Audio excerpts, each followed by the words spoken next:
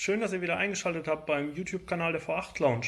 Ich wollte heute mal an der Corvette das Thema Handbremse ansprechen, weil das bei der Corvette sehr häufig ein Thema ist, dass die Handbremsen bei den Automatikgetrieben eigentlich nie genutzt werden, weil die Fahrstufe einfach eingelegt wird und die Handbremse dann über mehrere Jahre gar nicht in Funktion ist und irgendwann ist die ganze Mechanik festgerostet oder halt die Beläge auch irgendwann nicht mehr so scharf, dass die greifen, und dementsprechend muss man die Handbremse, wenn ein Auto aus Amerika kommt, so gut wie immer dann austauschen und alle Komponenten wechseln oder zumindest mal die meisten davon.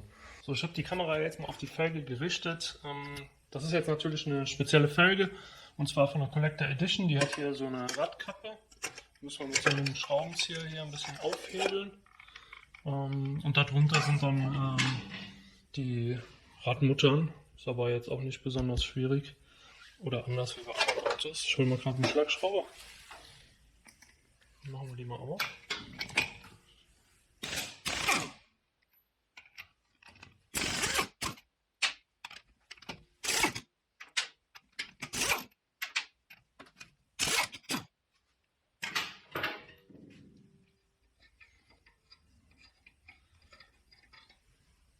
So, dann kann ich mal das Rad abnehmen. In der anderen Hand halte ich mal die Kamera. So. Jetzt kann man hier sehr schön die Radnabe sehen mit dem Bremssattel.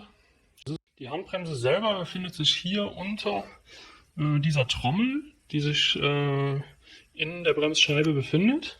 Und also man hat quasi das System, dass die normale Betriebsbremse, wenn man aufs Pedal tritt, die geht hier auf diese Bremsbeläge, und wenn man an der Handbremse mechanisch zieht, dann geht das Ganze über dieses Seil dann hier auf die Backen, die sich hier in dieser Trommel drin befinden, und dann diese Beläge hier drin spreizen. Also sie drücken sich von innen gegen diese Trommel. Und um das Ganze jetzt zu öffnen, also was man einmal machen kann, es gibt noch ein Ding, was ich vielleicht noch vorher ansprechen kann. Also wenn die Bremsscheibe korrekt montiert ist, dann hat man hier so ein Zugangsloch und hier auch nochmal. Und über dieses Loch kann man die Vorspannung dieser Bremsbeläge einstellen. Und man kann darüber auch einstellen, über so ein kleines Zahnrädchen, dass man mit einem Schlitzschraubenzieher bewegt. Also das heißt, wenn man hier reingeht, kann man eben durch nach oben bzw. nach unten hebeln dieses Zahnrädchens diese Beläge wieder zusammengehen lassen und dadurch dann auch leichter die Scheibe abnehmen. Und um diese Scheibe jetzt abzunehmen, müssen wir das auch erst wieder zurückdrehen, dass quasi die Beläge nicht dagegen gespannt sind, sondern dass die schön entspannt sind, und dann kann man die Scheibe abnehmen. Aber was man auch noch machen muss, ist eben hier diesen Sattel abzuschrauben. Da sind zwar hinten zwei Schrauben. Und zwar habe ich da jetzt die Druckluftrutsche angesetzt, damit man eben diese beiden Schrauben losbekommt. Und ich versuche das jetzt mal hiermit zu lösen. Das sollte eigentlich ganz gut klappen. Die sind allerdings hinten immer sehr versteckt, und man muss manchmal die Bremsleitung auch ein Stück zur Seite drücken, dass man überhaupt mit der Nuss da drauf bekommt. Und ja, also hier solche Schrauben sind das. Ja, der nächste Schritt ist jetzt, den Sattel zu lösen. Der ist jetzt schon lose, den kann man bewegen. Man sollte ihn allerdings nicht rausziehen, weil dann die Kolben auch zusammengehen, zumindest ein Stück weit. Und deswegen habe ich zwei Hilfsmittel, die ich da sehr gerne verwende. Also es ist einmal hier ein solcher Haken, den kann man hier oben sehr gut einhängen und kann dann den Sattel daran befestigen, damit hier die Bremsleitung sich nicht verbiegt. Und das andere Hilfsmittel ist ein Abstandhalter. Und zwar schiebe ich den in den Sattel rein, und der sitzt dann im Sattel anstelle von der Bremsscheibe. Das kann man hier auch erkennen. Er hat genau die Stärke von der Scheibe, und der hindert dann die Beläge daran, zusammenzugehen, und eben auch die Kolben, so dass man die nachher nicht wieder auseinanderdrücken muss und dadurch nachher noch Luft ins System bekommt oder den Sattel überhaupt gar nicht mehr auf die Scheibe bekommt. Ja, und so sieht das Ganze dann aus, wenn ich den Sattel dann an dem Haken aufgehangen habe und den Abstandshalter da reingeschoben habe, damit die Beläge nicht zusammengehen kann. Aber hier sieht man das, der hält jetzt schön den Abstand. und ist jetzt sicher dort oben verstaut. Und jetzt würde man denken, man kann die Scheibe schon runternehmen, aber die hakt jetzt noch und deswegen muss man jetzt an dieses Zugangsloch dort unten gehen und dort unten dieses Zahnrädchen jetzt zurückdrehen. Also dann geht man hier rein.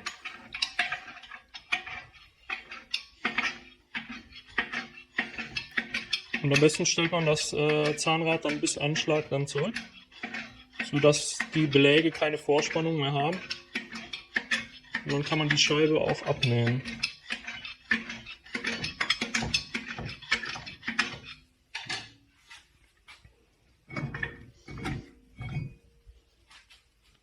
So, und jetzt kann man die Radnabe sehen mit den Belägen. So, den Aufbau der Handbremse zeige ich euch am besten am Modell, weil ich euch das da besser darstellen kann. An der Handbremse, an der Radnabe selber ist das immer ziemlich dreckig und auch nicht so direkt ersichtlich, weil da die Radnabe hier davor sitzt und so kann man das doch besser verstehen. Und man hat hier die beiden Beläge links und rechts und die werden hier durch solche Teller hier nach unten gehalten, beziehungsweise nach hinten gehalten. Diese Teller, die haben hier eine kleine Öffnung und da geht dieser Splint durch und der geht eben nur in dieser einen Position da durch und sobald man die mit einer Spitzzange um 90 Grad verdreht hat, kann man den abnehmen und dann kann man auch den Belag schon rausnehmen, nachdem man hier die Federpakete halt gelöst hat. Es gibt hier oben und hier unten eine Feder, die das Ganze zusammenhält. Die muss man mit einem Schraubenzieher hier aus dem Loch rausholen. Die ist hier und hier in dem Loch drin. Und dann kann man hier diese zwei geteilte Feder oben herausnehmen. Und der Mechanismus, der die ganzen Backen auseinanderdrückt, ist hier so ein kleiner Hebel. Und zwar, wenn der hier dran gezogen wird, so wird er gezogen, dann drückt er hier mit diesem Arm die Beläge hier an dieser Stelle auseinander. Und dann gehen diese beiden Beläge auseinander und blockieren damit die Bremse. Und das hier unten, das ist dieses Zahnrädchen, wovon ich erzählt habe. Man kann hier an diesem Rädchen drehen und dann sieht man das auch sehr schön. Dann geht dieser Exzenter hier auseinander und drückt dann eben, also der spreizt quasi die Beläge dann auseinander. So, ich denke, das sollte eigentlich klar gewesen sein. Ich habe jetzt das auseinandergenommen und baue jetzt die neue Bremse ein. Um die neuen Bremsbeläge jetzt in die Grundposition zu bringen, ist es wichtig, dass man unter dem Auto jetzt dieses Handbremsseil, was vom Handbremsgriff kommt, entspannt. Und dafür benötigt man einen Halbzollschlüssel und damit muss man hier diese Einstellmutter jetzt so weit entspannen, dass das Seil, was zu den beiden einzelnen Rädern geht, vollkommen entspannt ist. Ansonsten macht eine Einstellung am Rad keinen Sinn. Anschließend befestigt man sinnvollerweise zwei Muttern an den Radbolzen, um die Bremsscheibe auf der Radnabe zu fixieren und die Bremsbeläge in einer fixierten Position einstellen zu können. Der Bremssattel wird dann im Anschluss gelöst und an seine Position gebracht. Wenn der Bremssattel dann angesetzt ist, kommt auch wieder das Tool zum Einsatz. Der Abstandshalter, der jetzt anstelle von der Bremsscheibe dort drin sitzt. Und zwar kann man dann den Sattel einfach über die Bremsscheibe schieben, ein bisschen justieren und dann kann man den Sattel so darüber rutschen lassen und das Tool einfach herausnehmen. Ist viel einfacher, wie wenn man ohne das arbeitet. Nachdem die Bremsscheibe dann montiert ist, nimmt man sich am besten dann so ein Montiereisen hier zur Hand, womit man auch Reifen aufziehen kann. Es hat einen sehr langen Hebel und dann kann man das schön hier an zwei Radbolzen ansetzen. Da braucht man auch sich keine Gedanken machen wegen dem Gewinde, also da passiert nichts. Und dann kann man diese Bremsscheibe so drehen, weil mit der Hand geht das nicht. Und man muss dann das untere Loch genau so weit drehen, dass das über diesem Einstellrädchen sitzt. Wahrscheinlich kann man das jetzt nicht so sehen, aber auf jeden Fall, man kann in dem Loch jetzt das Einstellrad sehen und dann daran drehen. Und dann dreht man daran mit einem Schraubenzieher jetzt so lange, bis die Bremsscheibe schwergängig wird.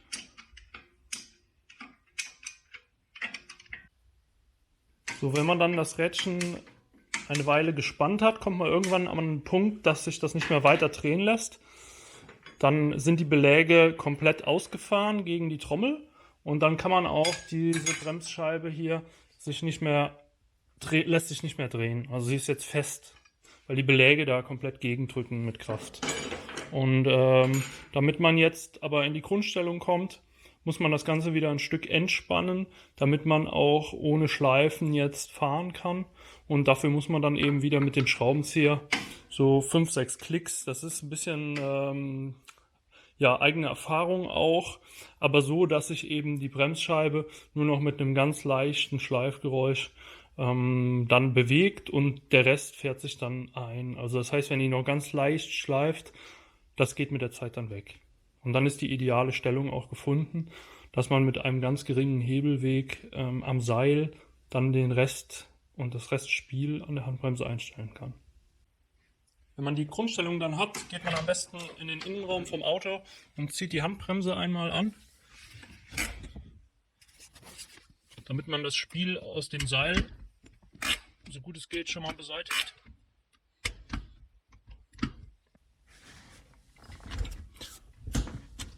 Und wenn man die dann wieder runterlässt, dann kann man unten an dieser Mutter, wo ich das eben schon mal gezeigt habe, hier unterm Auto, an diese Einstellmutter für das Seil, kann man dann noch das vorhandene Spiel, wenn dann welches da ist, noch einstellen.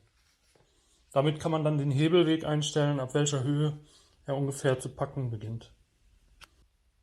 Wenn ihr das Rad dann wieder montiert habt, könnt ihr dann natürlich ein paar Tests auf der Straße dann machen mit dem Fahrzeug und die Handbremse auf beiden Seiten testen. Und man merkt das immer sehr gut bei der Handbremse, wenn man an dem Handbremshebel zieht und das Heck, das senkt sich so ein bisschen zu einer Seite, das kippt so ein bisschen, dann wisst ihr genau, dass die Handbremse nur einseitig zieht und die andere Seite viel weniger Leistung hat. Das ist immer ein sehr gutes Indiz dafür. Also die Corvette macht sich da immer sehr gut bemerkbar, wenn eine Seite nach unten sackt und die andere nicht. Und was auch noch wichtig ist bei der Handbremse ist, ihr müsst auf jeden Fall kontrollieren bei der ersten längeren Fahrt, ob die Radnaben heiß werden. Das heißt, ihr haltet eure Hand nach der Fahrt an die Felge und schaut, ob die Temperatur erreicht. Also nicht vom normalen Bremsen. Das heißt, ihr solltet in dieser Fahrt möglichst nicht so viel auf der Bremse stehen, sondern ihr solltet kontrollieren, ob die Handbremse schon im Ruhezustand schleift. Und das ist ganz gefährlich, weil dadurch kann das Radlager sich erhitzen und das kann zu größeren Schäden führen. Also deswegen ist das nach einer Handbremsreparatur immer sehr, sehr wichtig. Ja, dann hoffe ich, es hat euch gefallen hier und seid beim nächsten Mal wieder dabei und abonniert den Kanal, klickt den Abo-Button und bis zum nächsten Mal in der V8 Lounge.